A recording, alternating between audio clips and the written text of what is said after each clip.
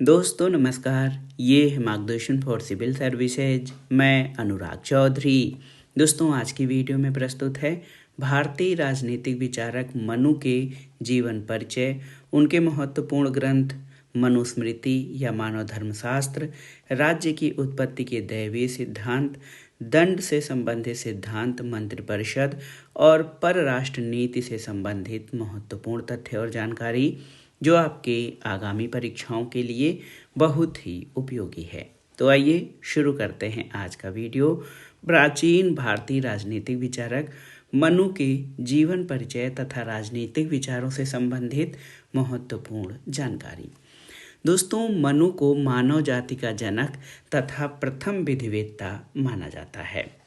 मनु जो हैं ये मानव जाति के जनक, मनु को आदि पुरुष कहा जाता है या मानव जाति का जनक कहा जाता है। याद रखिएगा, मनु जो हैं ये मानव जाति के जनक या प्रथम पुरुष कहा जाता है और इनको मानव धर्मशास्त्र का प्रणेता कहा जाता है। मानव धर्मशास्त्र का प्रणेता जो है मनु को कहा जाता है। याद रखिएगा दोस्तों, मनु जो हैं मानव जाति के जनक और मानव धर्मशास्त्र के प्रणेता हैं। इनको प्रथम विधिवेत्ता भी कहा जाता है क्योंकि समाज के संचालन के लिए इन्होंने सबसे पहले नियम और कानूनों का जो है संग्रह किया था अपने प्रसिद्ध कृति मनुस्मृति में। ऋग्वेद में मनु को मानव सृष्टि का प्रवर्तक तथा समस्त मानव जाति का पिता कहा गया है और एक ग्रंथ है तैत्तिरीय संहिता, इसमें मानव जाति का उल्लेख मनु की संतान के रूप में किया गया है। यहाँ पर तैत्तिरीय संहिता में नोट कर लीजिए दोस्तों, तैत्तिरीय संहिता एक ग्रंथ है। इस ग्रंथ में मानव जाति का उल्लेख मनु की संतान के रूप में किया गया है। जो मानव है ये मनु की संतान है। मनु का काल महाभारत युद्ध से लगभग 25 पीढ़ी पहले का माना जाता है और आचार्य मनु को मानव धर्मशास्त्र का प्रणेता माना जाता है, जिसका दूसरा नाम जो है ये मनुस्मृति है। मनुस्मृति मनु द्वारा रचित प्रमुख ग्रंथ है। तो याद रखिएगा दोस्तों, प्राचीन राजनीतिक विचारक आचार्य मनु मानव धर्मशास्त्र के प्रणेता हैं। इनका दूसरा नाम जो है मनुस्मृति के रूप में विख्यात है और ये धर्मशास्त्र पर लिखा गया प्रबंध है जिसमें राज्य और शासन संबंधी विचार भी दिए गए हैं। मनु के जीवन काल के विषय में ऐतिहासिक दृष्टि से प्रामाणिक जानकारी तो उपलब्ध नहीं है, लेकिन भारतीय ग्रंथों में प्रतीकात्मक शैली में मनु के बारे में विवरण दिया गया है, लेकिन ये स्पष्ट रूप से नहीं कहा जा सकता है कि वास्तव में मनु कौन थे। हम मनु महाराज को वैदिक सभ्यता के समय का या वैदिक सभ्यता के समकालीन मान सकते हैं। तो मनु को हम वैदिक सभ्यता के समकालीन के रूप में मान सकते हैं, याद रखिएगा।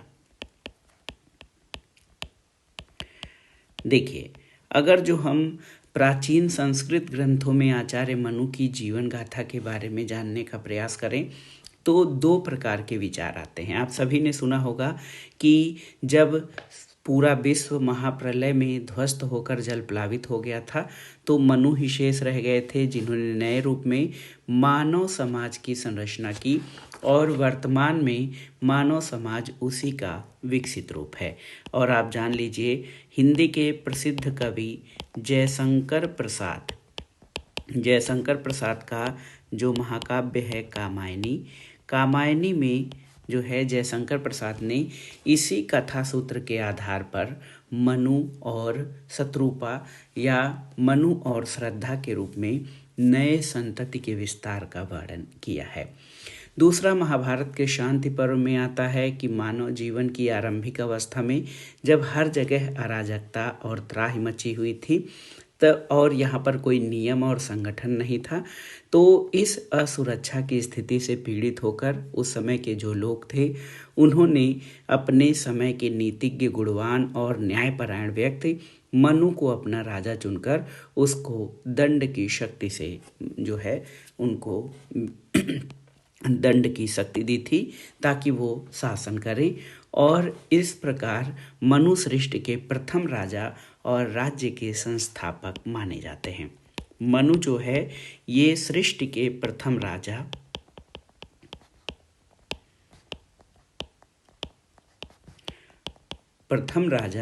और प्रथम राज्य संस्थापक माने जाते हैं, याद रखिएगा।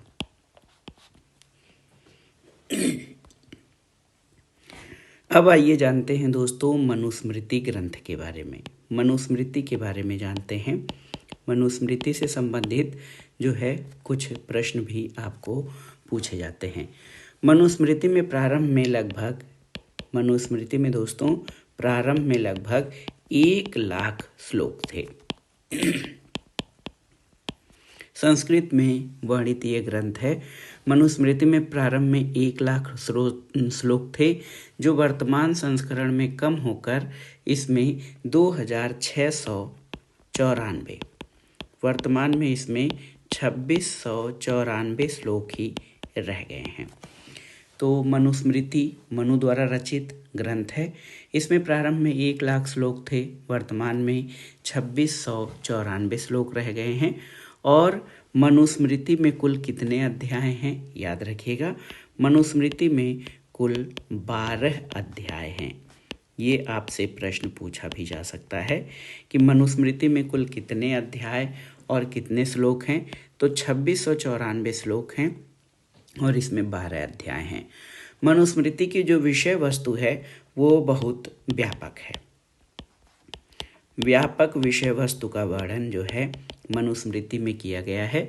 और ये सामाजिक जीवन जो है, राज्य व्यवस्था और समाज में, तत्कालीन समाज में जो प्रचलित सिद्धांत, आचार विचार, ये सभी विषय इसमें गहनता से वर्णित हैं। और मनुस्मृति में एक और ख़ास बात है, मनुस्मृति के अंतर्गत राज्य के 7 अंगों का उल्लेख भी किया गया है। राज्य के 7 अंग यानी सप्तांग सिद्धांत, 7 अंग का उल्लेख किया गया है। ये बहुत ही महत्वपूर्ण तथ्य है आपकी जानकारी के लिए, जिसमें स्वामी, अमात्य, पुर, राष्ट्र, कोष, दंड और सुहृद, ये राज्य के 7 अंग, जिनको राज्य का सप्तांग सिद्धांत कहा जाता है। अब आइए देखते हैं दोस्तों राज्य की उत्पत्ति का दैवीय सिद्धांत। राज्य की उत्पत्ति का दैवीय सिद्धांत आइए समझते हैं।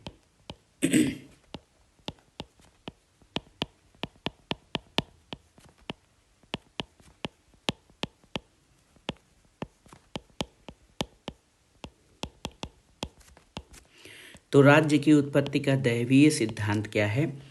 देखिए, मनुस्मृति के 7वें अध्याय में राजा की उत्पत्ति या राज्य की उत्पत्ति के दैवीय सिद्धांत का उल्लेख किया गया है। ये प्रश्न आपसे पूछा जा सकता है। तो मनुस्मृति के 7वें अध्याय में दोस्तों, 7वें अध्याय में राज्य की उत्पत्ति के दैवीय सिद्धांत का उल्लेख किया गया है। और मनुस्मृति में कहा गया है कि ईश्वर ने राजा का सृजन तब किया जब सृष्टि में अराजकता के कारण चारों ओर अराजकता और भय का आतंक था। और इस ग्रंथ में राजा को देवत्व का दर्जा प्राप्त करते हुए उसे ईश्वर तुल्य या सर्वमान्य बनाया गया है। और मनु ने इस बात को पुष्ट करने के लिए ये कहा कि राजा में 8 शक्तियाँ या 8 देवताओं की शक्तियाँ होती हैं। इसमें वायु, यम, सूर्य, चंद्र, वरुण, अग्नि, इंद्र और कुबेर हैं। और मनु ने राजा के चरित्र को इतना ऊंचा उठा दिया है कि वो देवतुल्य बन गया है। मनु के अनुसार राजा का मुख्य कर्तव्य प्रजा की रक्षा करना है और राजा अपनी प्रजा के धन धान्य का 6ठा भाग वसूलने का अधिकारी है। इसके साथ ही वो सबके पाप पुण्य के 6वें भाग का भी अधिकारी है। और मनु प्रजा को राजा के विरुद्ध विद्रोह करने की आज्ञा नहीं देते हैं। तो याद रखिएगा, मनु का जो ग्रंथ है मनुस्मृति या मानव धर्मशास्त्र, उसमें राजतंत्र का उल्लेख किया गया है।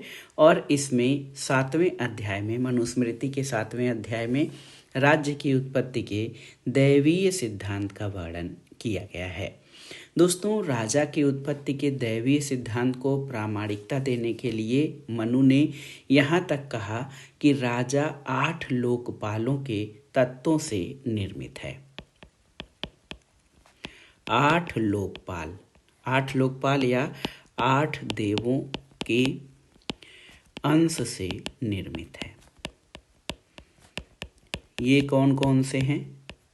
8 देवता कौन कौन से हैं? आप देखिए, वायु, यम, सूर्य, चंद्र, वरुण, अग्नि, इंद्र और कुबेर। ये 8 लोकपाल हैं जिनके अंशों से जो है राजा का निर्माण हुआ है। बहुत ही महत्वपूर्ण है दोस्तों। राज्य की उत्पत्ति के दैवीय सिद्धांत में मनु ने कहा कि राजा 8 लोकपालों के अंश से निर्मित हुआ है, जिसके कारण उसमें दैवीय गुण और शक्ति आ जाते हैं। इंद्र से प्रभुत्व, सूर्य से प्रताप, यम से क्रोध, कुबेर से धन, चंद्रमा से आनंद प्रदान करने का गुण से लेकर राजा के शरीर का निर्माण हुआ है। और राजा के निर्माण में ईश्वर ने देवताओं के दिव्य गुणों का समावेश किया है। तो एक प्रकार से राज्य की उत्पत्ति के दैवीय सिद्धांत के अनुसार ये ईश्वर का साक्षात अवतार है।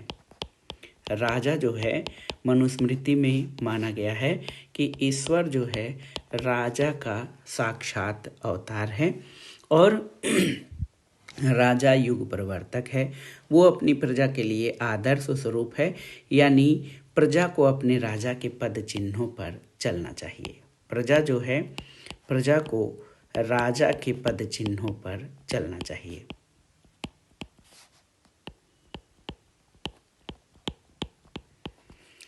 तो देखिए, राज्य की उत्पत्ति का जो दैवीय सिद्धांत है, divine origin theory of kingship, तो इसमें वो मानते हैं कि ईश्वर ने राजा का सृजन तब किया जब सृष्टि में अराजकता थी, चारों ओर भय का वातावरण था।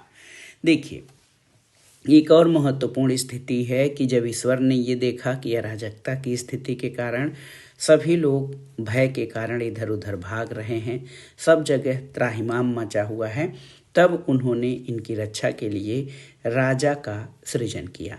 देखिए, राजा का प्रमुख कर्तव्य प्रजा की रक्षा करना है। तो ये बहुत ही महत्वपूर्ण है।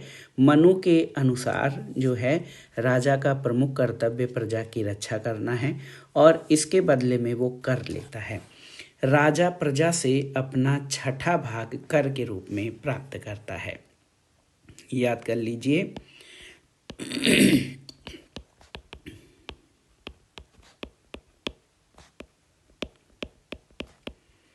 राजा प्रजा से 6ठा भाग कर के रूप में प्राप्त करता है और अगर वो कर प्राप्त करने के बावजूद भी प्रजा की रक्षा कर नहीं पाता है तो वो नरक में जाता है। न्याय की व्यवस्था करना राजा का पहला कर्तव्य है और यदि वह कोई अन्यायपूर्ण निर्णय करता है तो वो पाप का भागी होता है। राजा को वो मनु ने पूरी तरह निरंकुश नहीं बनाया है। राजा को धर्म के अधीन उन्होंने किया है कि जब राजा धर्म के अधीन रहेगा तब प्रजा को उसके प्रति विद्रोह का अधिकार नहीं रहेगा। आप जान लीजिए कि प्रजा को राजा के विरुद्ध विद्रोह का अधिकार नहीं है मनुस्मृति के अनुसार। तो ये बहुत ही महत्वपूर्ण है। इसका कारण ये है कि राजा जो है एक तरह से ईश्वर तुल्य है, उसमें ईश्वर का अंश है, इसलिए प्रजा किसी भी तरह से राजा का जो है विद्रोह नहीं कर सकती है। और राजा जो है कुल मिलाकर उच्च चरित्र और ज्ञान में संपन्न होता है। तो एक प्रकार से मनुस्मृति का राजा प्लेटो के दार्शनिक शासक के तुल्य हो जाता है और वो धर्म यानी प्रचलित कानूनों से बंधा हुआ है। लेकिन प्लेटो का दार्शनिक शासक सत्य की खोज के लिए प्रचलित मान्यताओं पर प्रश्न चिन्ह लगाता था। जब वो सत्य को प्राप्त कर लेता था तो वो कानून का प्रवक्ता बन जाता था। लेकिन यहाँ पर जो राजा है मनुस्मृति के दैवी उत्पत्ति के सिद्धांत में, तो वो धर्म से बंधा हुआ शासक है और उसे मनमानी करने का अधिकार नहीं है। अब आइए दंड के बारे में जानते हैं। दंड दंड क्या है? तो दंड राज्य के 7 अंगों में सबसे महत्वपूर्ण अंग है और मनु के अनुसार राजा की सृष्टि के पूर्व या राज्य की सृष्टि के पूर्व मत्स्य न्याय की व्यवस्था थी। मत्स्य न्याय एक प्रकार से अराजकता का रूप होता है, जहाँ पर कोई नियम कानून और कोई व्यवस्था नहीं होता है, जिसमें सबको एक दूसरे से भय लगता था। मानव जाति को मत्स्य न्याय की स्थिति से उबारकर समृद्धि प्रदान करना ये दंड का कार्य था। अराजकता से मत्स्य न्याय या अराजकता से निकालना या उबारना जो है ये दंड का कार्य था। मनु के अनुसार सही मायने में दंड ही प्रजा पर शासन करता है और राजा तो दंड के प्रयोग का माध्यम होता है। दंड मनुष्य को धर्म पथ से विचलित होने से रोकता है। इस प्रकार दंड जो है धर्म का प्रहरी है। दंड मनुष्य को कर्तव्य पालन के लिए विवश करके संसार में शांति और व्यवस्था स्थापित करती है। तो दंड का प्रमुख कार्य क्या है? सही रास्ते पर चलने के लिए बाध्य करना, ये दंड का प्रमुख उद्देश्य है। न केवल प्रजा बल्कि राजा के लिए भी दंड महत्वपूर्ण है। राज्य के जो 7 अंग मनु ने गिनाए हैं, स्वामी, अमात्य, पुर, राष्ट्र, कोष, दंड और सुहृद, इन्हीं 7 अंगों के कारण आचार्य मनु राज्य को सप्तांग की संज्ञा देते हैं। इसमें से दंड जो है बहुत ही महत्वपूर्ण है। आचार्य मनु ने दंड को राज्य का महत्वपूर्ण अंग स्वीकार किया है और राजनीति में दंड के महत्व को रेखांकित करने के लिए इतना कहना जरूरी है कि प्राचीन जो हिंदू शास्त्र हैं प्राचीन हिंदू शास्त्र को शासन, जो राज्य शासन है या शासन शास्त्र जिसको कहा जाता है, शासन के सिद्धांत, इनको दंड सिद्धांत कहा गया है।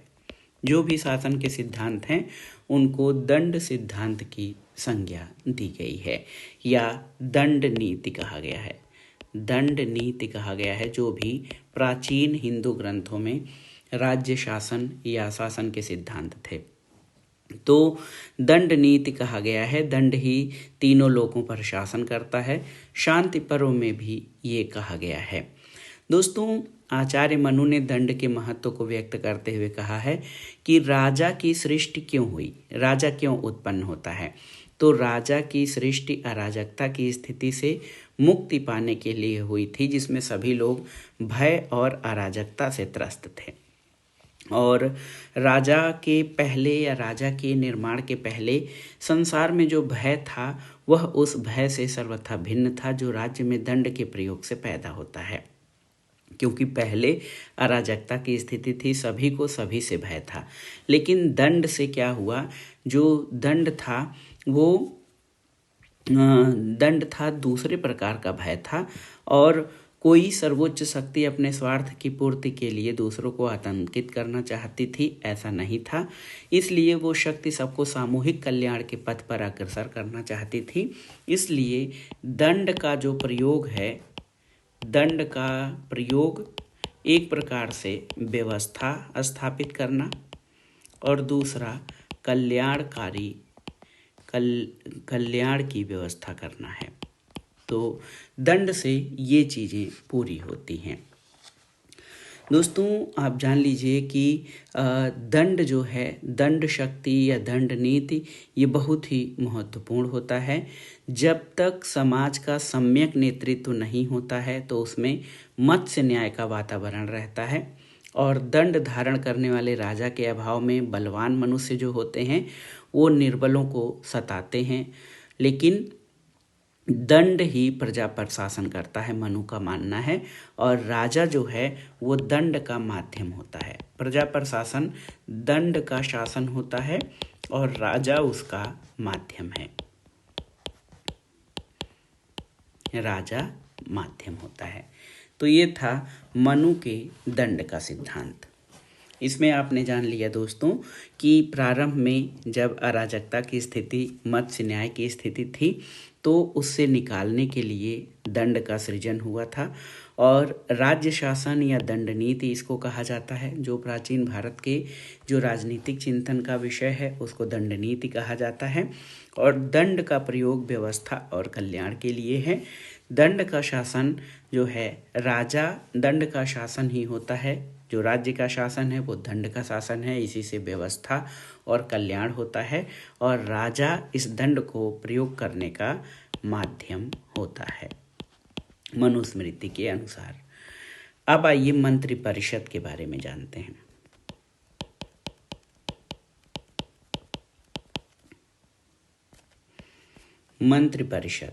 मंत्रिपरिषद तो मनु की राज व्यवस्था के अंतर्गत मंत्रिपरिषद का बहुत ही महत्वपूर्ण स्थान है।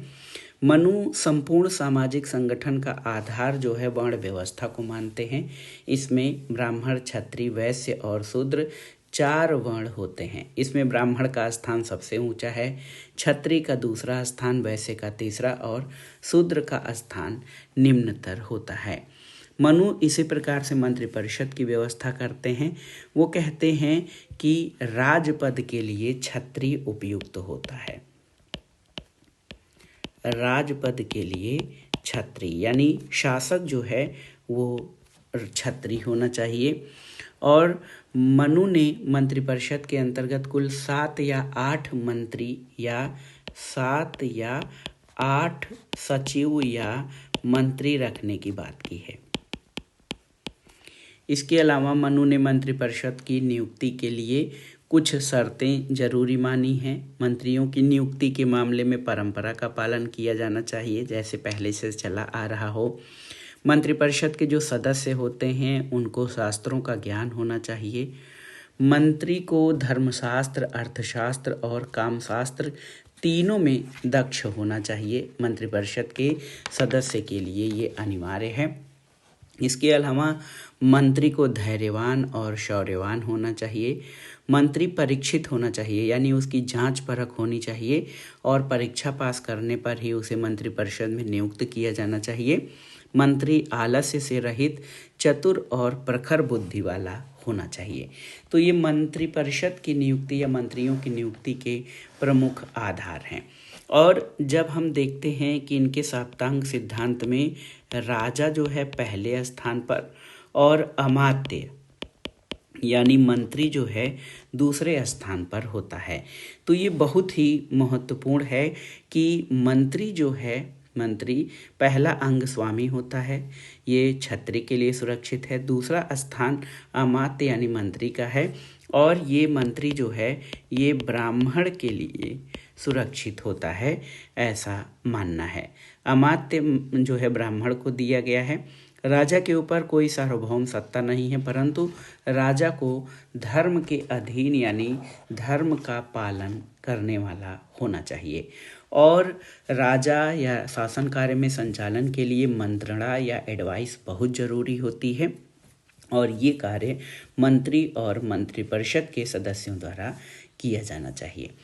दोस्तों, संपूर्ण राज्य व्यवस्था का मनु के अनुसार संपूर्ण राज्य व्यवस्था का ध्येय क्या है? ध्येय जो है वो प्रजा की रक्षा और उसका कल्याण करना है। राज व्यवस्था का ध्येय प्रजा की रक्षा करना और उनका कल्याण करना है। और इसके लिए क्या जरूरी है? उत्तम मंत्रणा जरूरी है। मंत्रणा यानी एडवाइस, इसी के लिए मंत्रिपरिषद की व्यवस्था की गई है। इसीलिए आचार्य मनु मंत्रियों की नियुक्ति के लिए विशेष प्रकार की सावधानी की सलाह देते हैं, जिसको हमने अभी अभी पढ़ा है। देखिए, अब आइए देखते हैं परराष्ट्र नीति, जो कि बहुत ही महत्वपूर्ण है। परराष्ट्र या विदेश नीति। दोस्तों, मनु के अनुसार मंत्रणा जो एडवाइस होती है मंत्रियों से, उसके द्वारा किए गए निर्णय में ही परम कल्याण होता है। मनु ने मंत्रणा के लिए 6 लक्षणों वाली नीति का विवरण दिया है। 6 लक्षण वाली नीति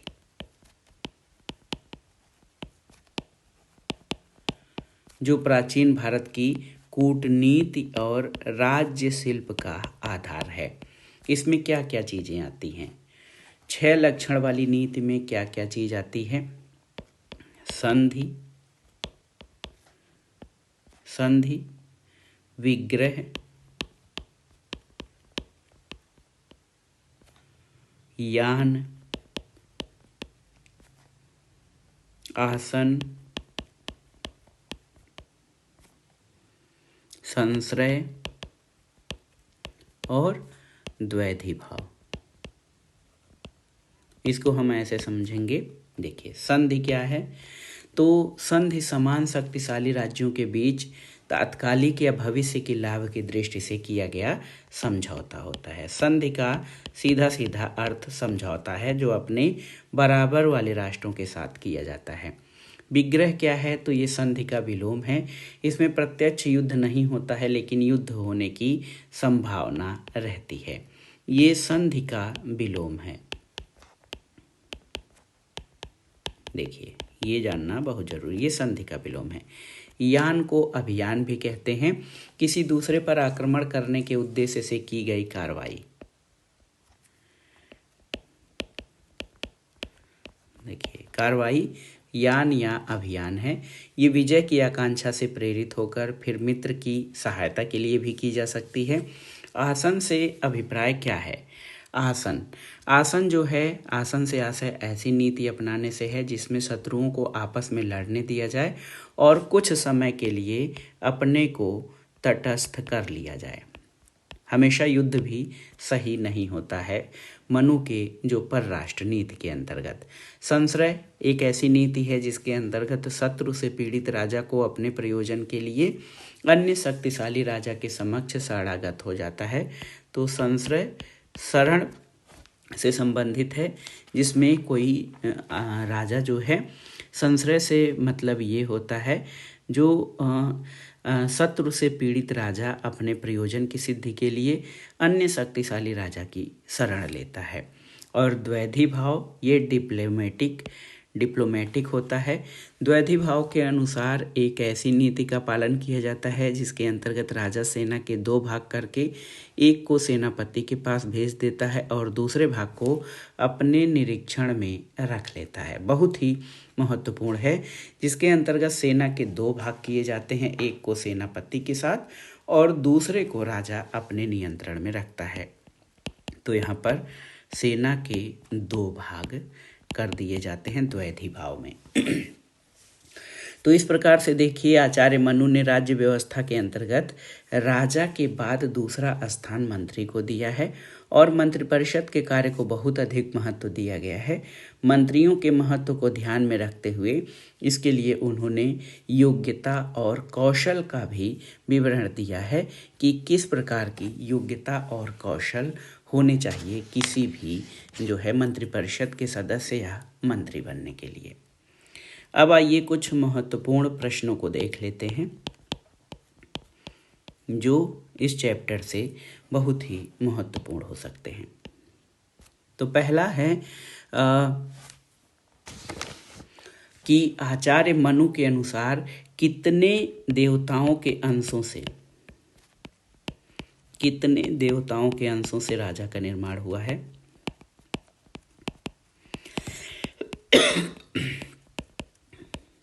तो आपने पढ़ा है 8 देवता के अंश से।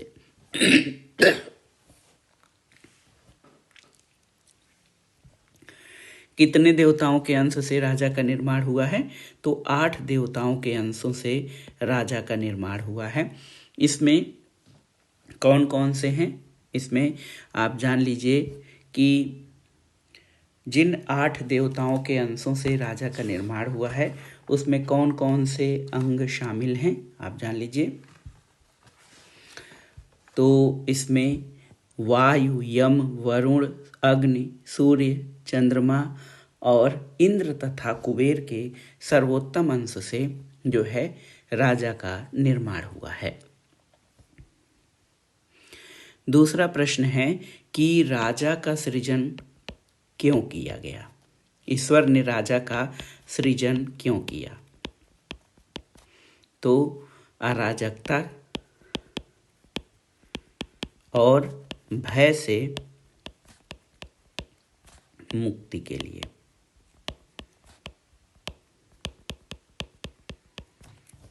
तीसरे प्रश्न पर आते हैं।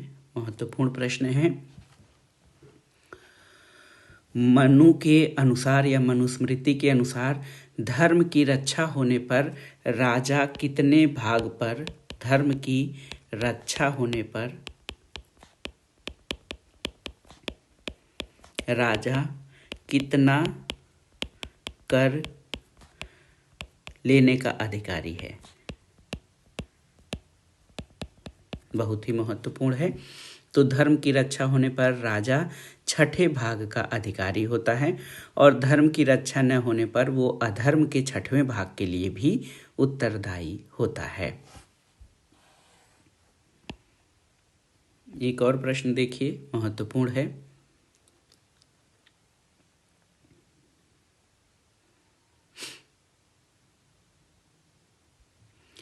मंत्रणा के विषय में है कि जिस राजा के मंत्र को दूसरे व्यक्ति नहीं जान पाते हैं, कोश से हीन होने पर भी ऐसा राजा पृथ्वी का भोग करता है।